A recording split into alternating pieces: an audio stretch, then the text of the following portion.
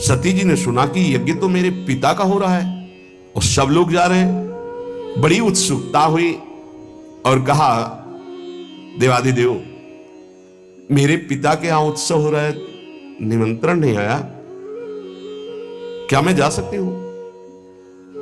वामदेव, मैंने सुना है इस समय इस शरीर के पिता और आपके ससुर बड़ा भारी यज्ञ उत्सव कर रहे हैं, सब निमंत्रण में जा रहे हैं, हम भी चले? क्योंकि अपने आत्मियों से मिलने का मन करता है। मैंने देखा इन विमानों में हमारी बहनें भी थी जो अपने पतियों के साथ थी, बड़े सुंदर गहने आदि धारण किए हुए प्रसन्न मुद्रा में जा रही थी। बहुत समय हो गया मैंने अपनी मां को नहीं देखा, उत्सुकता हो रही है हमको भी। शिव कल्याण में ब्रह्म ऋषियों के द्वारा रचा हुआ महाश्रेष्ठ यज्ञ हो रहा है। वैदिक मंत्रों से भगवान श्री हरि की प्रधानता है, चलना उचित होगा। अजन्मा प्रभु, आप ही जगत की उत्पत्ति हेतु और पालन करने वाले, मुझे पता है आप ही त्रिगुणात्मिका माया के सृजन करता है। मैं आपसे प्रार्थना करती हूं, बहुत दीन हो रही हूं, क्या आप मुझे मेरे पिता के पास ले चलेंगे, माता के दर्शन कराएंगे, यज्ञ का उत्सव में सम्मिलित होने का सौभाग्य मिलेगा? कुछ नहीं बोले भगवान से। काहे नीलकंठ, आप जन्म रहित हैं, अजन्मा हैं, आप में भले उत्साह ना हो, पर मेरा जन्म हुआ है, वो मेरे मां पिता है, मैं दर्शन करना चाहती हूं, उनसे मिलना चाहती हूं। देखो ना आकाश में कैसे राजहंस जैसे उड़ते विमान और उनमें हमारी बहनें जा रही हैं। ऐसी अवस्था में कौन ऐसा होगा जो अपने माता पिता के उत्सव में सम्मिलित ना हो? प्रभु, हो सकता है आपको ऐसा उत्तर देने का मन हो कि उन्होंने निमंत्रण नहीं दिया, तो पति के गृह, गुरु के पास और माता पिता के यहां बिना निमंत्रण के जाना चाहिए, शास्त्रीय सिद्धांत है। ये अंबा जी कह रहे, सती जी कह रहे, भर्तुर गुरुर देह कृतस्य केतनम, गुरु के गृह में, पति के घर में और माता पिता के पास बिना निमंत्रण के जाया जाए, ऐसा शास्त्रीय सिद्धांत। निमंत्रण आए तो खास बात नहीं है, बिना निमंत्रण के भेजा है, गुरु के यहां, पति के यहां और माता पिता के यहां। इसलिए आप शायद ये कहना चाहते हो कि निमंत्रण नहीं आया तो मैं नहीं लिवा चलूंगा, तो सिद्धांत है, आपको हमारी इच्छा की पूर्णता करनी होगी। और आपको मैं याद दिला देती हूं कि आपने मुझे अर्धांग में विराजमान किया है, मैं उसी सम्मान को आपको याद दिला रही हूं कि मैं आपकी अर्धांग हूं, याचना करती हूं, अनुग्रहित कीजिए, मुझे हमारे माता पिता के पास भेज दीजिए। सती जी की बात सुन करके भगवान शंकर थोड़ा मुस्कुराए, कहा, सुंदरी, तुमने ठीक कहा कि बिना निमंत्रण के भी जाया जा सकता है। तो योदितम शोभनमेव शोभने अनाहुता अप्यभियंति बंधुषु ते यदुत्पादित दोष दृष्टयो बलीय सानाम्य मदेन मन्युना। यद्यपि माता पिता, पति और गुरु के यहां बिना बुलाए जाना चाहिए, सिद्धांत है, पर तदपि विरोध मान जहां कोई, तहां गए कल्याण न होई। यदि माता पिता तुम्हारे वैर मानते हो तो फिर नहीं जाना चाहिए, फिर नहीं जाना चाहिए। देहाभिमानी मद क्रोध से प्रबल हुआ, यदि वो अपमान करता हो तो फिर नहीं जाना चाहिए। यह सिद्धांत वहां चलता है जहां देहाभिमान रहित होकर के, मद रहित होकर के, दोष द्वेष रहित होकर के वो जो रिश्ते हैं उनका पालन किया जाता है। विद्या, तप, धन, सुदृढ़ शरीर, युवावस्था, उच्च कुल, ये 6 गुण है, पर अभिमान आ जाए तो यही 6 दुर्गुण बन जाते हैं और उसका नाश कर देते हैं। ये 6 गुण अवगुण जब बन जाते हैं तो महापुरुषों का अपराध करा देते हैं और वो नष्ट हो जाता है जो महापुरुषों का अपराध करता है। मुझे लगता है यदि तुम अपने माता पिता के पास जाओगे तो वो तुम्हें आदर नहीं देंगे, मेरे संबंध के कारण भाव चढ़ा कर देखेंगे। ऐसी अवस्था में तुम सुख नहीं पाओगे। देवी, बाणों से बिन जाने पर उतनी पीड़ा नहीं होती जब प्रियजनों के द्वारा अपमान होता। सप्ते कठिन जाति अपमाना। जब अपने परिकर के, अपने प्रेमी जन, अपने संबंधी तुम्हें सम्मान नहीं करेंगे और रोष भरी दृष्टि से या उपहास करेंगे, तब तुम्हारा जीना मुश्किल हो जाएगा। इसलिए हृदय को शांत करो और इसी कैलाश में ही रहो। सती जी को भगवान शिव की बात अच्छी नहीं लगी। क्यों? क्योंकि ममता जागृत हो गई तो ममता रत सन ज्ञान कहानी फिर नहीं समझ में आती। मानो सती जी ने कहा कि अगर आप एक बार खड़े होकर प्रणाम कर लेते हमारे पिता को तो समस्या ही नहीं होती, पूरा झगड़ा इसी से तो हुआ। भगवान शिव अंदर की बात जान कहते, सुंदरी तुम ये कह सकती हो कि परमोन्नति को प्राप्त दक्ष प्रजापति पद पर जब विराजमान थे तो आप खड़े होकर प्रणाम क्यों नहीं किया? तुम मेरी आश्रिता हो इसलिए मैं तुम्हें बता रहा हूं, ये खड़े होना, हाथ जोड़ना, प्रणाम करना, नमस्कार करना, ये देहाभिमानियों का व्यवहार है। ब्रह्मबोध संपन्न महापुरुष उसी आत्मस्वरूप वासुदेव का सम्मान करते हैं, बाहरी प्रक्रिया नहीं। अहंकार का पोषण अहंकार शून्य महापुरुषों के द्वारा नहीं होता। इसलिए मुझे लगता है तुम्हें नहीं जाना चाहिए। सुमध्य में ये नम्रता दिखाना, प्रणाम करना, हाथ जोड़ना, ये केवल व्यवहारिक क्रिया है। अगर अंदर के वासुदेव को नहीं पहचानता तो ये सब नाटक हो जाता है। तत्वज्ञानियों द्वारा उसी आत्मस्वरूप वासुदेव का सम्मान होता है, बाहरी देहाभिमानी का नहीं। विशुद्ध अंतःकरण का नाम वासुदेव है, अपने स्वरूप में स्थित होना सबसे बड़ा सम्मान है। ये भगवान ज्ञान स्वरूप शिव का, मैं उसी वासुदेव में निरंतर स्थित रहता हूं, इसलिए न किसी को नमस्कार न किसी को प्रणाम। इसलिए अगर तुम्हें लगता हो कि मैंने तुम्हारे पिता का अपराध किया तो बिल्कुल नहीं। मैं देहाभिमानी को प्रणाम नहीं करता, देह में विराजमान उस आत्म तत्व को नमस्कार करता हूं और वो मैं हूं। इसलिए किसको नमस्कार? कौन? इस समय सती जी को अच्छा नहीं लग रहा है ध्यान में। व्याकुलता देखिए। यदि तुम मेरी बात नहीं मानोगी और जाओगी तो संकेत में बता देता हूं ये तुम्हारे लिए बहुत ही हानिकारक होगा। क्योंकि जब प्रतिष्ठित व्यक्ति की आत्मीजनों के द्वारा अप्रतिष्ठा होती है, अपमान होता है, तो उसकी तत्काल मृत्यु का कारण बन जाती है। वो संकेत में बता दिया। भगवान शंकर शांत हो गए। ये देखकर सती जी को बिल्कुल अच्छा नहीं। खड़ी हुई एक बार देखती भगवान शंकर की तरफ कि अगर मैं जाती हूं तो ये रुष्ट हो जाएंगे, क्योंकि आज्ञा नहीं। एक तरफ विमानों की तरफ नहीं जाती हूं तो माता का दर्शन कैसे होगा, कैसे सुहृद जनों से मिलूंगी। बार बार एक क्रास चिंतन हुआ, हृदय चंचल हुआ। भगवान शिव की तरफ रुद्र दृष्टि से देखा और आंसू भी आ गए। इन्होंने आदेश क्यों नहीं किया? समझ नहीं पा रहे अम्बा। भगवान शिव कह रहे हैं जब प्रतिष्ठित व्यक्ति की अप्रतिष्ठा जहां होती है तो मृत्यु से बढ़कर दुखदायी होता है। हो सकता है मृत्यु हो जाए, इसलिए नहीं जाना चाहिए। क्रास चिंतन से ही क्रोध का भयानक स्वरूप आता है। देवी सती थर थर कांपने लगी। एक तरफ शिव प्रेम, एक तरफ मात पितृ प्रेम। रोष भरी दृष्टि से भगवान शंकर की तरफ देखा। प्रधक्षति वैक्षत जात वे पथो, शरीर कांप रहा। रुद्र दृष्टि से देखा। शोक और क्रोध ने बेचैन कर दिया कि आपने आदेश क्यों नहीं किया। और दांतों से ओठ दबाते हुए शिव जी की तरफ रुद्र दृष्टि करते हुए चल दी। और विचार किया मैंने कई बार इनसे प्रार्थना की इशारे से कि मुझे आदेश दे दो, पर आदेश नहीं दिया। ठीक है ना, दो आदेश में जा सकती हूं। देखो यहां त्रुटि हो रही। सदगुरु, प्रिय प्राणपति, पूज्यजन, बिना इनकी आज्ञा के कदम नहीं रखना चाहिए।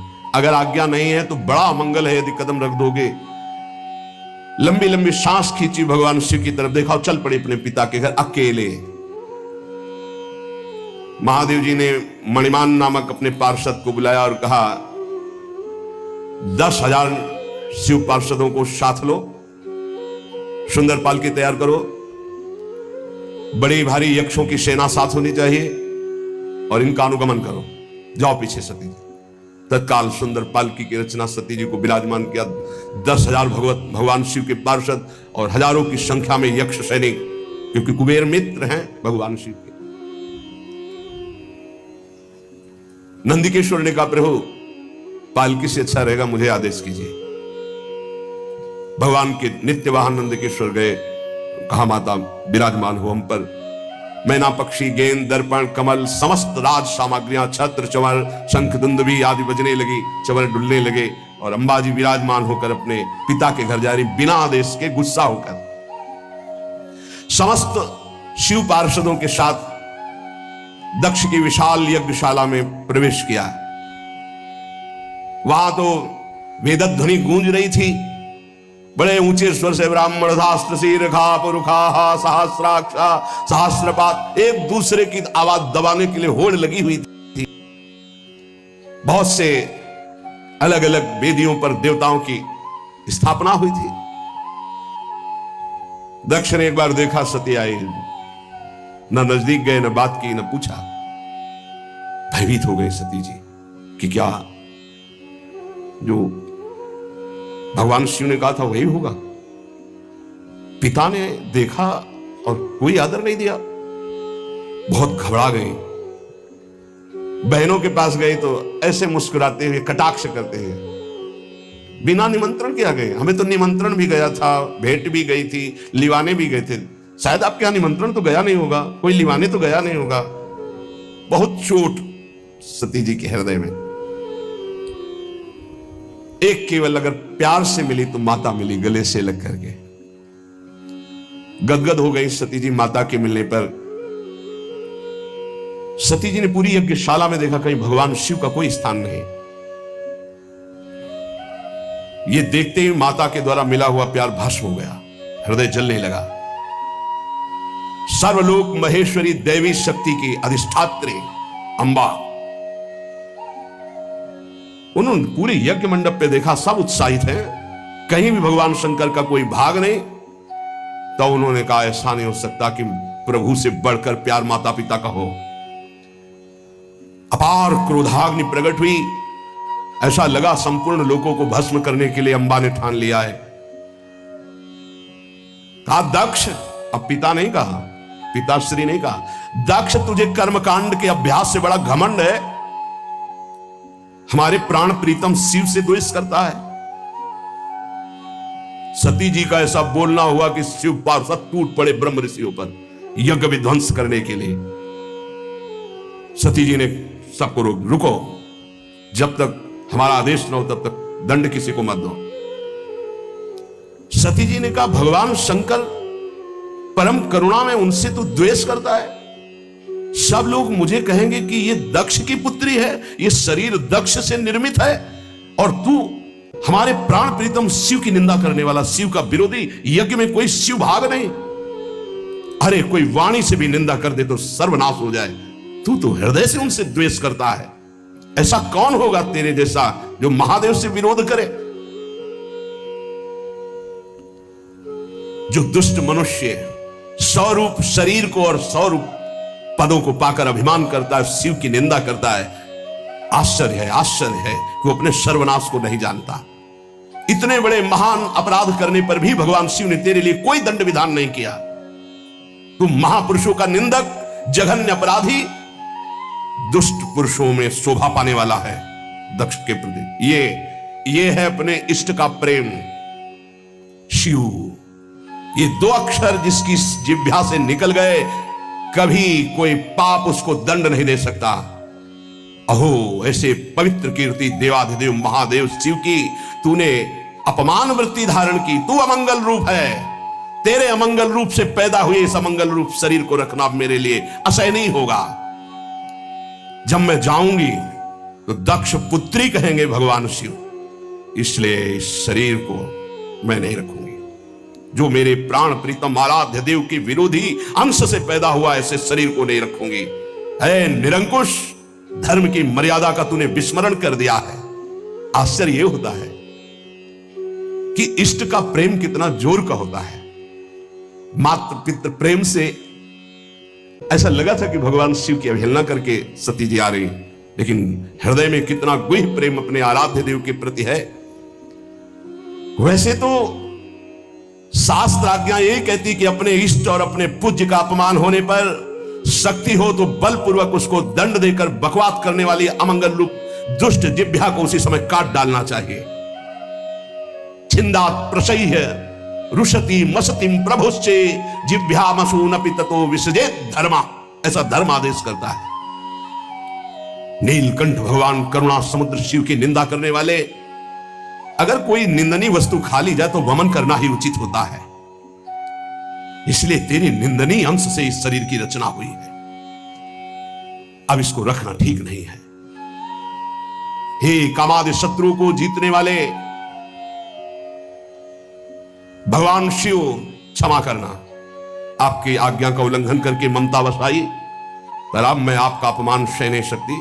आचमन किया, नया पीला वस्त्र धारण किया, आंख मूंदी, योगाग्नि का चिंतन किया, शिव शिव शिव शिव शिव।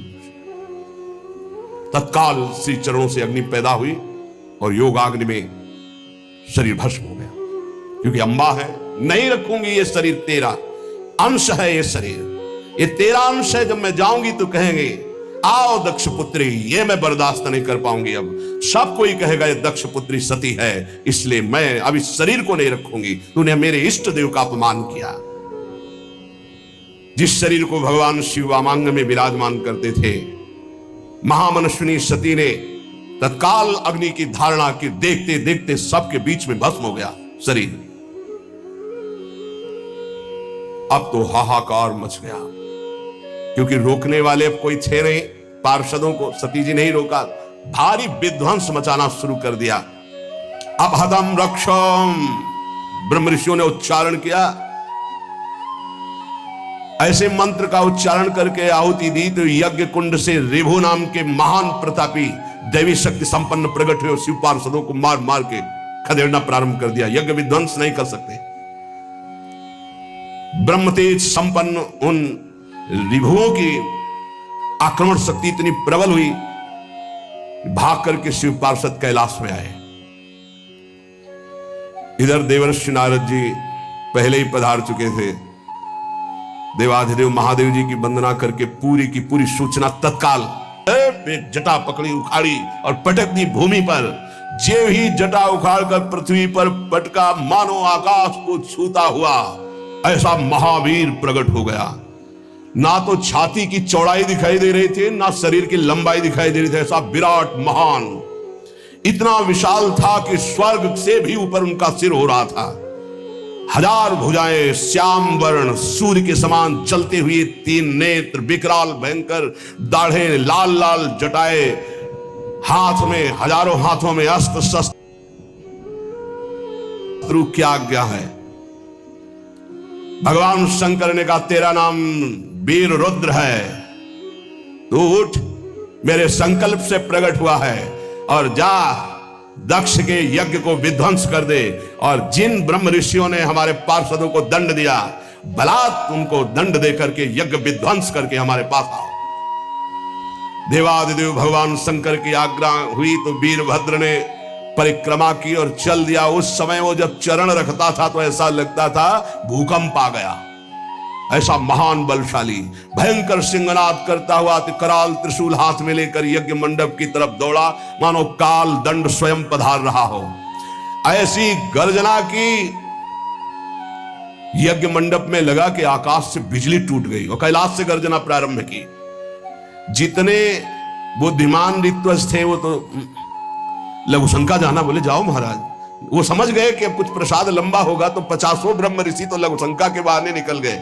कहा तो इशारे की केवल जरूरत है। ब्राह्मण लोग जनेऊ पहनते ना, इसका मतलब होता है कि लघुशंका जाना। जो अपने तप अभिमान मंत्र बल के की पार्षदों को मार के मंत्र बल से भगा दिया था, वो वहां बैठे रहे। दक्ष प्रजापति को मूर्छा से आने लगी। अब ये तो लगा है कि सती जी भस्म हो गई हैं, तो सती के पति कुछ करेंगे जरूर। संहार मूर्ति भगवान रुद्रदेव के द्वारा ये जो वीरभद्र है, प्रलय कालीन की अग्नि के समान जटाएं फहराता हुआ, हजारों भुजाओं में अस्त्र शस्त्र लिए हुए, मानो तांडव कर रहे हो भुजाओं के द्वारा, ऐसे वहां पधारे और यज्ञ में आकर के गर्जना की, अट्टहास किया। जितने महात्मा ब्रह्म ऋषि सब बैठे थे वो सब एक दूसरे की तरफ देख रहे और शुरू कर दिया हरि ओम, वहां कुछ नहीं हो रहा है। अब पहले तो भगवान शिव ने कुछ संकल्प नहीं किया था, इसलिए दैवी रिभु प्रकट हुए। अब कुछ नहीं, मंत्र